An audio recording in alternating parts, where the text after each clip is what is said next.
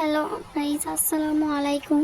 সবাই কেমন আছেন? আজকে আমি রান্না করব শিং মাছ দিয়ে ধুন্দুল। প্রথমে ধুন্দুলগুলোর খোসা ছাড়িয়ে নিব। খোসা ছাড়ানোর পর ধুন্দুলগুলো পানি দিয়ে ভালো করে ধুয়ে নেব। দেওয়া হয়ে গেছে। এখন আমি ধুন্দুলগুলো ভালো করে পিস পিস করে কেটে নিব।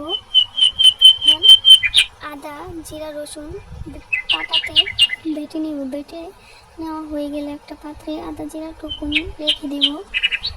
মাছগুলা এখন পানি দিয়ে ভালো করে ধুয়ে নেব, কারণ শিং মাছে অনেক ময়লা থাকে। একটি কড়াই বসিয়ে দেব। কড়াই দিয়ে দেব। কড়াইটা একটু গরম হলে রসুন পেঁয়াজ বাটা দেবো। এখন হলুদ মরিচ লবণ জিরা গুঁড়া দেবো। মশলাটা কষিয়ে নেব। মশলাটা ভালো করে কষানো হয়ে গেলে যখন মশলার উপরে তোমরা ভাগ বাড়বে তখন মাছগুলো দিয়ে দেবো। মাছগুলো কষানো হয়ে গেলে ধুন্দুল দিয়ে দেবো।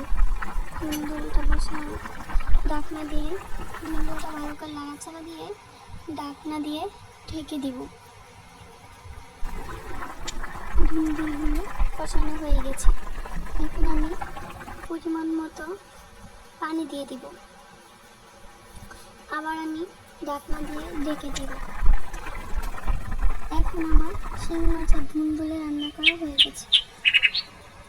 দেখুন বন্ধুরা, তরকারিটা কেমন, একটা তেলাক্ত ভাব এসেছে। মনে হচ্ছে খেতে অনেক মজা লাগে, কিন্তু জানি না। আগে আমি এখন ভাতগুলো বেড়ে নিব। ভাত বাড়া হয়ে গেলে দেখ